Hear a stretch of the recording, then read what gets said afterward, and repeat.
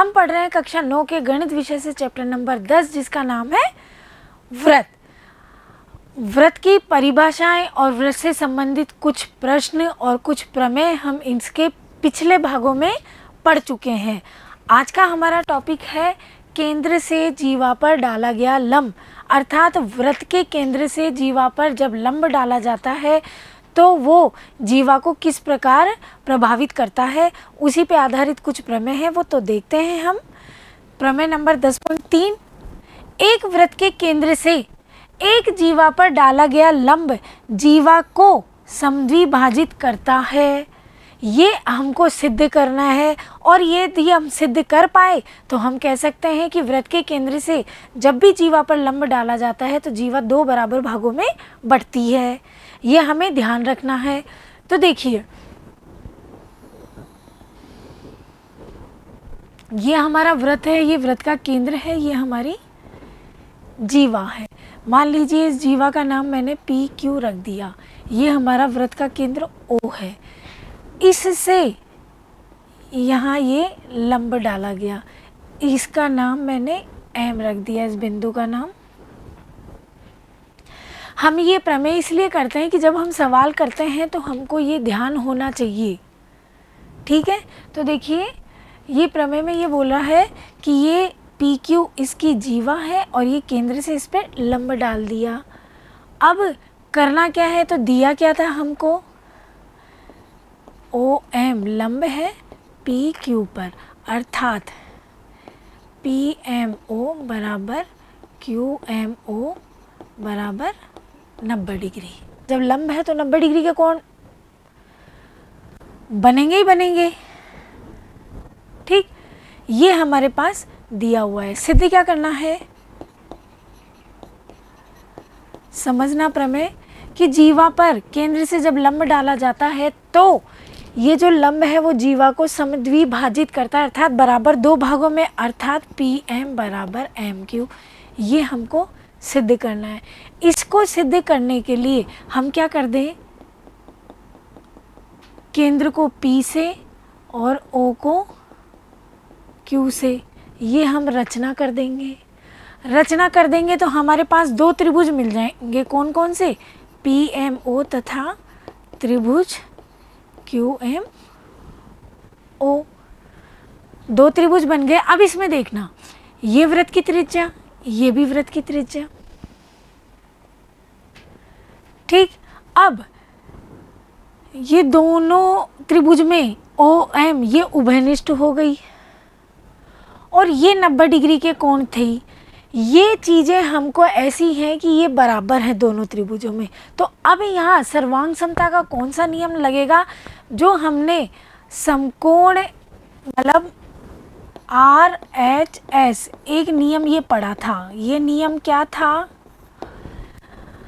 कि 2 त्रिभुज जिसमें 2 कोण कैसे हो, समकोण हो, और उनके कैसे हो, कर्ण बराबर हो, और शेष 2 बची हुई भुजाओं में से कोई सी भी एक भुजा बराबर हो, तो वो त्रिभुज कैसे होते हैं, सर्वांग सम होते हैं। तो यहाँ देखिए, जब ये इस पर लंब है पी क्यू पर ओ एम, तो ये 90 डिग्री का कोण बन गया। तो ये हमारे त्रिभुज कैसे हुए, समकोण त्रिभुज हुए। समकोण त्रिभुज में ये दोनों कोण 90 डिग्री के हो गए। तो यहाँ कौन सा नियम लगेगा, ये वाला नियम लगेगा। तो सबसे पहले मैंने लिखा पी एम ओ बराबर कोण क्यू एम ओ, ये क्यों, ये 90 डिग्री है।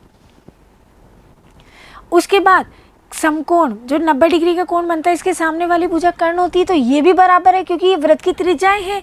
तो यहाँ हमने लिखा पी ओ बराबर क्यू ओ, ये क्या है, व्रत की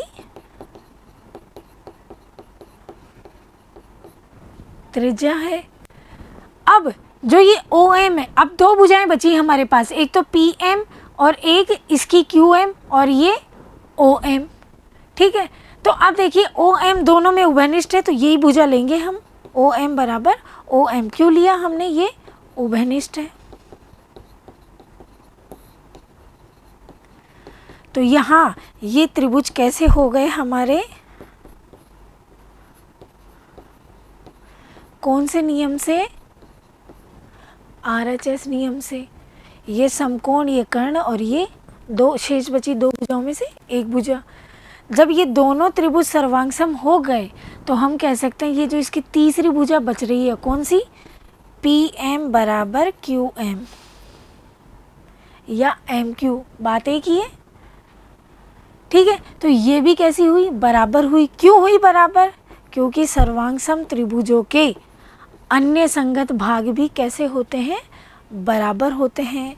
तो हमने जो हमें सिद्ध करना था पी एम बराबर एम क्यू, ये हमारा सिद्ध हो गया। ये देखिए सॉल्यूशन देखिए इसका कि दिया है एक वृत्त जिसका केंद्र O है, ओ एम लंब है पी के ऊपर, तो सिद्ध क्या करना है, पी एम बराबर क्यू एम। ठीक है, रचना कर दी हमने, ओ पी और ओ क्यू को यूँ मिला दिया तो दो त्रिभुज प्राप्त हो गए हमको। तो देखिए त्रिभुज पी एम ओ और Q M O, P M O और क्यू एम ओ में पी एम ओ बराबर कोण क्यू एम ओ, ये इसके बराबर क्योंकि ये समकोण है। पी ओ बराबर क्यू ओ, ये और ये देखिए, कहने को तो अगर हम ये त्रिभुज समकोण त्रिभुज लेते हैं तो ये कर्ण भी है हमारा, और जब हम वृत्त पढ़ रहे हैं तो ये वृत्त की त्रिज्याएं भी हैं। ठीक, ओ एम बराबर ओ एम, ये उभयनिष्ठ भुजा हो गई। तो देखिए समकोण कर्ण और भुजा, इस नियम से ये दोनों त्रिभुज कैसे हो गए हमारे, सर्वांग सम हो गए। सर्वांग सम हो गए तो इनके अन्य संगत भाग भी कैसे हो गए, बराबर हो गए। अब कौन सा संगत भाग लेना है हमको, तो सिर्फ पी एम बराबर क्यू एम, क्यों लेना है, क्योंकि हमें यही सिद्ध करना था। तो अब हम इस प्रमेय से कह सकते हैं, क्या कह सकते हैं कि वृत्त के केंद्र से जीवा पर डाला गया लंब जीवा को दो बराबर भागों में बांटता है। ये ध्यान रहेगा। अगली प्रमेय देखते हैं अपन।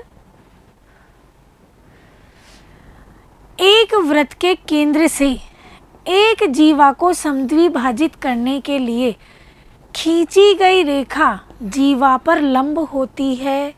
ये हमारी पिछली प्रमेय का विलोम हो गया। ठीक, देखिए ये एक वृत्त है, इसने कहा एक वृत्त के केंद्र से एक जीवा को, ये जीवा मैंने पी क्यू ले ली, समद्विभाजित करने के लिए यहाँ से ये एक रेखा यूँ खींची है, ये ओ वृत्त का केंद्र है, ये एम है। ठीक, अब ये बोल रहा है कि जो ये रेखा यूँ खींची गई है ये क्या इस पर लंब है। तो दिया क्या है हमारे पास,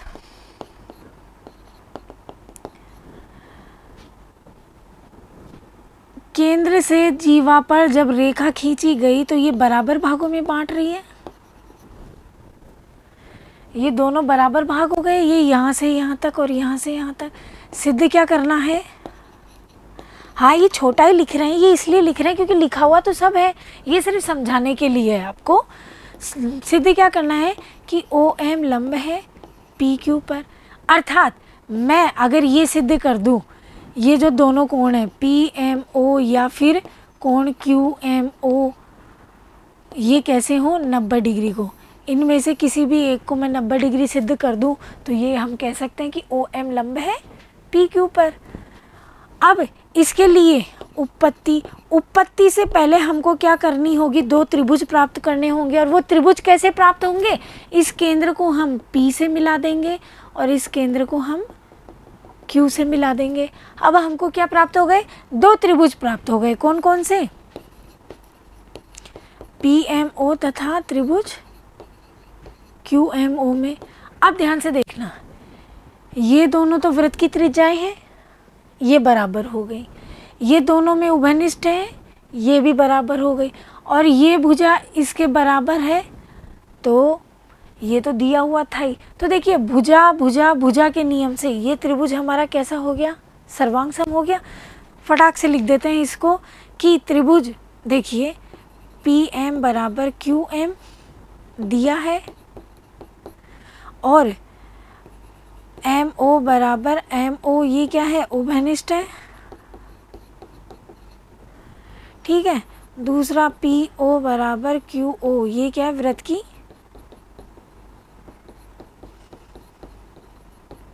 तो भुजा भुजा भुजा नियम से त्रिभुज PMO बराबर त्रिभुज QMO सर्वांग सम हो गया। किससे? भुजा भुजा भुजा नियम से। भुजा भुजा भुजा नियम से दोनों त्रिभुज सर्वांग हो गए, तो इनके अन्य संगत भाग भी कैसे हुए? बराबर हुए। तो मैं लिख सकती हूँ कोण क्यू पी एम ओ बराबर कोण Q M O by C P C T. अब ध्यान देना, अभी तो ये बराबर सिद्ध हुआ है, लेकिन हमें सिद्ध क्या करना? अगर ये 90 डिग्री सिद्ध हो जाता तो हम कह सकते थे एम ओ लंब है पी क्यू पर। अब ध्यान से देखना, ये P और ये Q एक सरल रेखा है, इस पर ये रेखा इस प्रकार आ रही है, ये O है और ये M है। तो देखिए ये कोण और ये कोण, इन दोनों का योग कैसे होगा? 180 किससे? रेखिक युग्म से। तो मैंने लिख दिया PMO प्लस QMO बराबर 180 डिग्री। किससे? रेखिक युग्म से। और ये दोनों कोण आपस में बराबर हैं, तो मैं PMO इसकी जगह भी PMO ही लिख दूं। अब ये PMO और ये PMO, ये कितना हो गया? 2 PMO। तो PMO की वैल्यू कितनी आ गई? 90 डिग्री, क्योंकि 2 इससे कट जाएगा। तो आ गई हमारे पास इसकी वैल्यू 90 डिग्री आ गई। तो जब देखिए ये PMO ये 90 डिग्री आ गया, तो QMO भी तो 90 डिग्री आ गया। और जब मैंने कहा था हमें सिद्ध करने में कि हम एक कोण को 90 डिग्री सिद्ध कर देंगे, तो हम कह सकते हैं कि OM लंब है PQ पर, और यही हमको सिद्ध करवा रहा था। सॉल्यूशन देखेंगे इसका। दिया है एक वृत्त जिसका केंद्र O है, तो इसमें क्या है? वृत्त का केंद्र O है और O से जीवा पर रेखा खींची गई, जो जीवा को बराबर 2 भागों में बांट रही थी। तो PM बराबर MQ। सिद्ध क्या करना था? कि OM लंब है PQ पर, या फिर मैं लिख सकती हूँ कोई भी एक कोण हम सिद्ध कर देते 90 डिग्री का। तो देखिए रचना में क्या किया? केंद्र को P से और Q से मिलाया, O को मैंने P और Q से मिलाया। उपपत्ति में 2 त्रिभुज लिए, PMO और QMO। ठीक, इसमें देखिए PM बराबर QM, ये बराबर भाग हो गए थे जीवा के। MO बराबर MO, ये उभयनिष्ठ भाग है। PO बराबर QO, ये क्या थी? वृत्त की त्रिज्याएं थी। तो देखिए भुजा भुजा भुजा नियम से दोनों त्रिभुज हमारे कैसे हो गए? सर्वांगसम हो गए। जब दोनों त्रिभुज सर्वांगसम हो गए, तो इनके अन्य संगत भाग भी कैसे हुए? बराबर हुए। और अन्य संगत भाग में हमने क्या ले लिया? कोण PMO बराबर कोण QMO। ठीक, और PMO प्लस QMO बराबर 180 डिग्री रेखिक युग्म से। तो देखिए QMO की जगह भी मैंने PMO लिख दिया। क्यों लिखा? क्योंकि PMO और QMO ये दोनों बराबर थे, इसलिए QMO की जगह PMO लिख दिया। तो दोनों जुड़ के 2 PMO हो गए। 180 डिग्री 2 इधर चला गया, बटे में जाएगा, 180 में 2 का भाग दे दिया, 90 डिग्री आ गया। तो कोण PMO की वैल्यू कितनी आ गई? 90 डिग्री।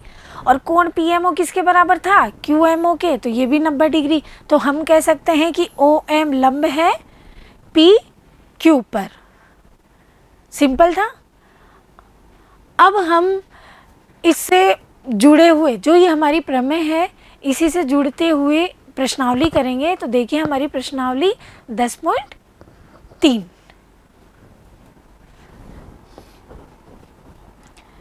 प्रश्न 1, वृत्तों के कई जोड़े युग्म खींचिए। प्रत्येक जोड़े में कितने बिंदु उभयनिष्ठ हैं? उभयनिष्ठ बिंदुओं की अधिकतम संख्या क्या है?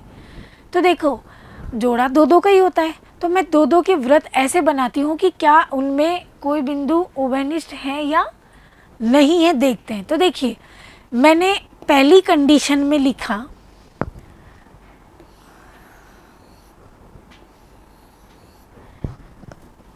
कि जब यहाँ कोई बिंदु उभयनिष्ठ नहीं हो, पहली कंडीशन लिखी थी कि कोई बिंदु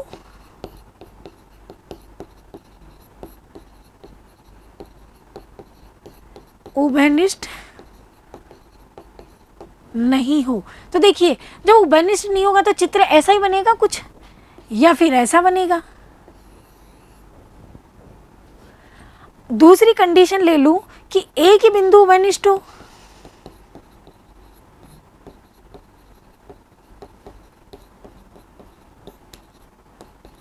तो देखिए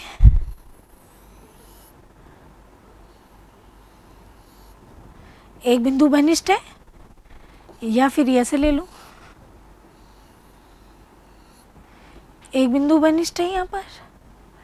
तीसरा ले लूं दो बिंदु उभयनिष्ठ हो,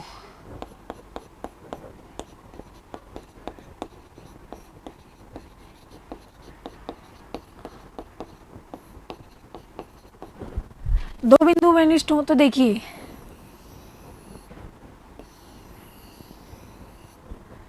ये हो गए दो बिंदु उभयनिष्ठ। इसके अलावा और कोई कंडीशन बनती है क्या? नहीं बनती। तो हम इन चित्रों को देखकर कह सकते हैं कि उभयनिष्ठ बिंदुओं की अधिकतम संख्या कितनी होती है? सिर्फ और सिर्फ दो होती है। देखिए कि जब वृत्त युग्म के कोई बिंदु उभयनिष्ठ नहीं हो तो ऐसे जोड़े बनेंगे इस तरीके से कि ये कहीं भी एक दूसरे को स्पर्श नहीं करेंगे। ठीक, स्थिति 2 में देखिए कि जब वृत्त युग्मों का एक बिंदु उभयनिष्ठ हो तो देखिए ये यहाँ स्पर्श कर रहा तो ये बिंदु उभयनिष्ठ हो गया, ये यहाँ स्पर्श कर रहा तो ये बिंदु उभयनिष्ठ हो गया, तो यहाँ एक बिंदु उभयनिष्ठ हो गया। अब वृत्त युग्म में दो बिंदु उभयनिष्ठ हो तो दो बिंदु उभयनिष्ठ हो तो किस प्रकार की आकृति बनी? इस प्रकार दो बिंदुओं पर, जैसे P और Q पर काट रहा है, ये भी P और Q पर काट रहा है। तो देखिए हमने 3 स्थितियां देखी, तीनों में 3 प्रकार से वृत्तों की आकृतियां देखी। तो सभी चित्रों से स्पष्ट है कि वृत्तों के उभयनिष्ठ बिंदुओं की अधिकतम संख्या कितनी होगी? सिर्फ और सिर्फ 2 होगी। अगला प्रश्न देखिए, यदि दो वृत्त परस्पर दो बिंदुओं पर प्रतिच्छेद करें, ध्यान से समझना, तो सिद्ध कीजिए कि उनके केंद्र उभयनिष्ठ जीवा के लंब समद्विभाजक पर स्थित हैं। देखिए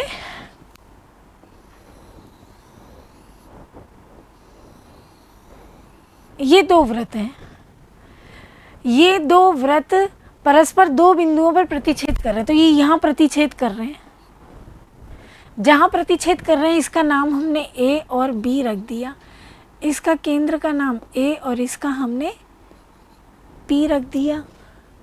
तो सिद्ध कीजिए कि उनके केंद्र उभयनिष्ठ जीवा, तो इन दोनों की उभयनिष्ठ जीवा यही हुई। तो ये जो केंद्र है इसका, ये उभयनिष्ठ जीवा पर कैसे होगा? लंब समद्विभाजक पर स्थित होगा। अब समझिए इसको क्या क्या दिया है हमको। वो जो दिया है कि एक वृत्त है जिनके केंद्र O और P हैं और जीवा AB है, ये हमको लिख ही देना है। सिद्ध क्या करवा रहा है?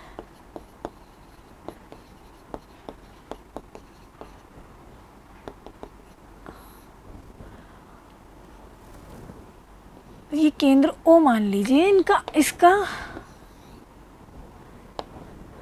ये केंद्र O है क्योंकि A बिंदु हमने वहाँ नाम रख दिया था। तो ठीक है, सिद्ध क्या करना है कि उनके केंद्र उभयनिष्ठ जीवा के लंब समद्विभाजक केंद्र कि OP लंब है AB पर, ठीक है, और समद्विभाजक समान दो भागों में, मान लो इस बिंदु का नाम मैंने M रख दिया, तो ये क्या हो गया? AM बराबर BM, कि ये भी भाग कैसे हो? बराबर। ये हमको सिद्ध करना है। लंब के लिए हम क्या कर सकते हैं? यहाँ किसी भी कोण को हम 90 डिग्री का सिद्ध कर सकते हैं, चाहे इधर से लो चाहे इधर से लो। एक कोण 90 डिग्री का सिद्ध होते ही हम कह सकते हैं कि OP लंब है AB पर। अब इसके लिए हम रचना भी कर सकते हैं। वो रचना में क्या करेंगे वो देखिए। भाई दो त्रिभुज मिल जाएंगे तो हमें इजी होगा करना। तो हमने क्या किया, ओ को ए से और ओ को बी से, मतलब इस केंद्र को ए और बी से जोड़ दिया और इधर इसके केंद्र को ए और बी से जोड़ दिया।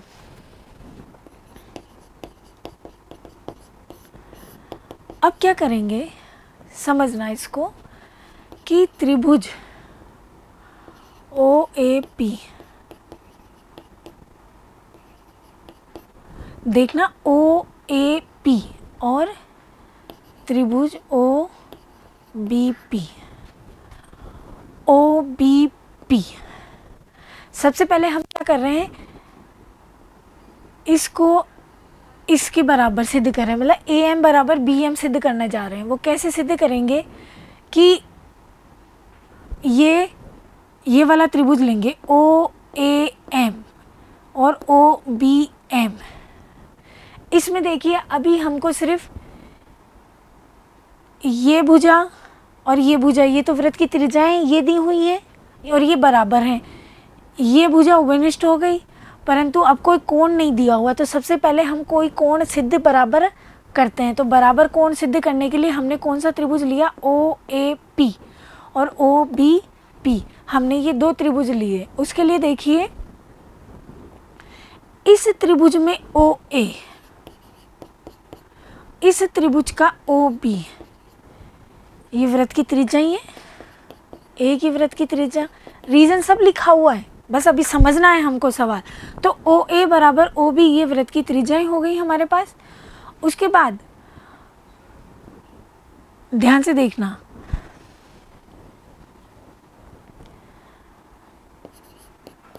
ए पी और बी पी, ये भी क्या हो गई, ये इस वृत्त की त्रिज्या हो गई। ये दोनों तो इस वृत्त की त्रिज्याएं थी और एक वृत्त की सभी त्रिज्याएं बराबर होती हैं।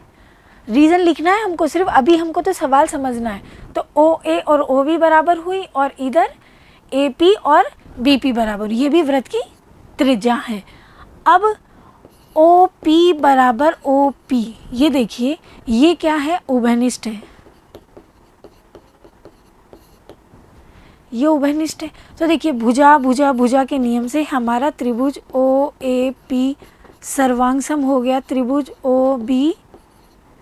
देखिए तो हमारे दोनों त्रिभुज कैसे हो गए, सर्वांग सम हो गए। किस नियम से, भुजा भुजा भुजा के नियम से। जब दोनों त्रिभुज सर्वांग सम हो गए तो इनके अन्य संगत भाग भी कैसे होंगे, बराबर होंगे। अब वो कौन से ले लूँ मैं, ए ओ पी, ए ओ पी, कोण ए ओ पी बराबर कोण बी ओ पी। रीजन क्या लिख दूंगी, by C P C T. इसको देखिए, मैं इसको ए ओ एम या B O M, A O M और बी ओ एम ये भी तो लिख सकती हूँ, क्योंकि ये ही रेखा यहाँ आगे तक पी तक जा रही है। ठीक है, इसका हम प्रयोग करेंगे। कहाँ करेंगे, देखिए अब मैं कौन सा त्रिभुज ले रही हूँ, ए ओ एम त्रिभुज। यहाँ देखिए अब मैं त्रिभुज ले रही हूँ ए ओ एम तथा त्रिभुज बी ओ एम, सॉरी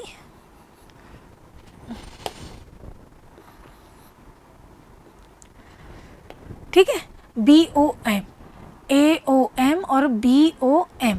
इसमें देखिए ये भुजा इसके बराबर, क्योंकि ये वृत्त की त्रिज्या है, ए ओ बराबर बी ओ,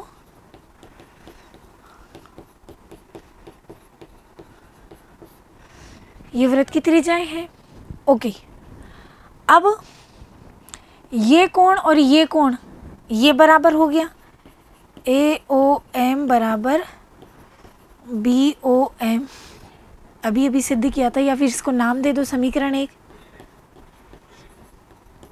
समीकरण एक से। उसके बाद देखिए ओ एम ये बराबर है, ओ एम बराबर ओ एम, क्यों, क्योंकि ये उभयनिष्ठ है। तो चित्र में समझना, भुजा कोण भुजा, इस नियम से ये जो हमारा त्रिभुज है वो कैसा हो गया, सर्वांग सम हो गया।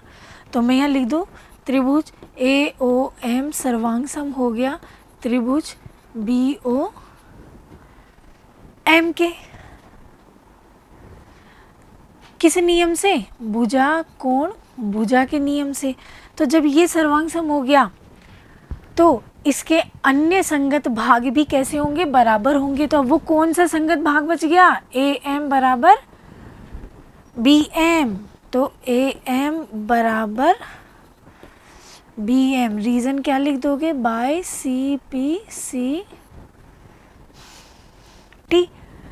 एक चीज तो हमको ये बराबर करनी थी, क्यों, ये बोला समद्विभाजक बराबर समान दो बराबर भागों में बांटना। चलिए एक तो ये चीज सिद्ध हो गई। अच्छा अब इसी से एक चीज और देखिए, बाय CPCT मतलब सर्वांग सम त्रिभुजों के अन्य संगत भाग में एक तो मैंने ये ले लिया AM बराबर BM, दूसरा मैंने ले लिया AMO। कौन सा कोण, AMO बराबर कोण BMO। ये भी तो किससे हुआ, बाय CPCT। समझने का प्रयास करना। ये AB अब मैंने इस तरीके से बना दिया इसको, ये OM। अभी अभी मैंने लिखा AMO। ये कोण और ये कोण कैसे हैं, बराबर हैं। परंतु देखिए ये एक रेखा है, ये रेखा इस पे इस प्रकार आ रही है, तो इनका योग 180 होगा, नहीं होगा, किससे, रेखिक योग में से। तो देखिए AMO प्लस BMO बराबर 180 डिग्री। रीजन क्या लिखोगे, रेखिक योग में से। ये लिख दिया हमने, यहाँ देख लीजिए AMO BMO बराबर 180। रीजन लिखा, रेखिक युग। देखिए AMO और BMO बराबर है ये आपस में, तो इसकी जगह भी मैंने क्या कर दिया, BMO की जगह भी क्या लिख दिया, AMO। ये कितना हो गया, दो कोण AMO 180। इसका मतलब ये कैंसिल हो गया, तो ये 90 डिग्री हो गया।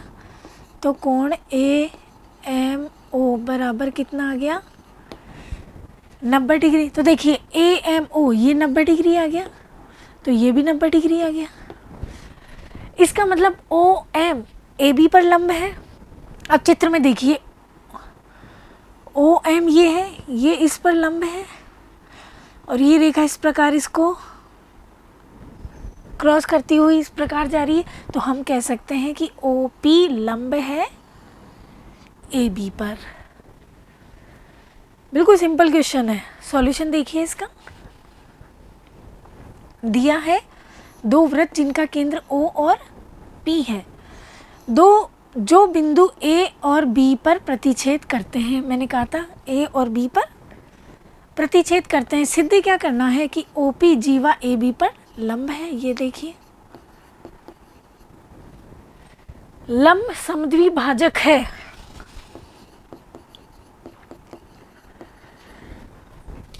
AM बराबर BM समद्विभाजक, समान दो भाग में, तो बराबर दो भाग भी होने चाहिए।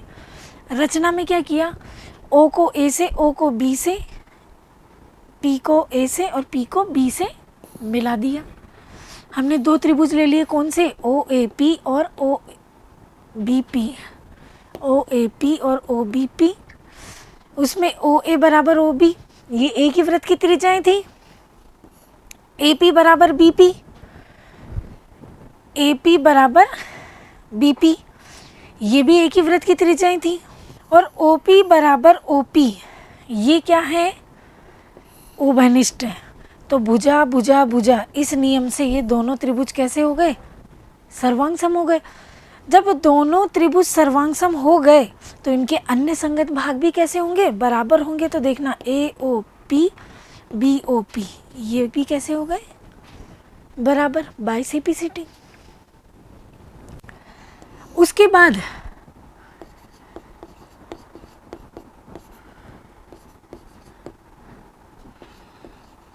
BOP,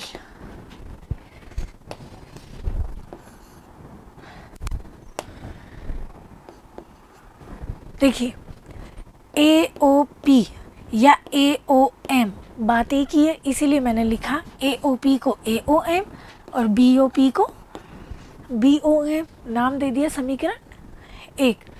अब हमने क्या लिया, दो त्रिभुज लिए AOM और BOM।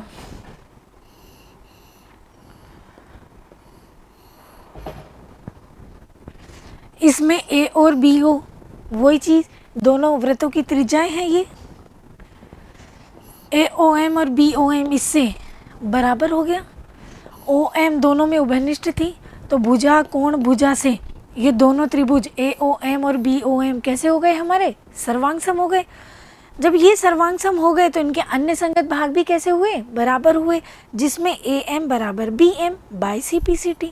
और दूसरा क्या लिया मैंने, AMO, ये वाला कोण इस कोण के बराबर, ये भी बाई CPCT।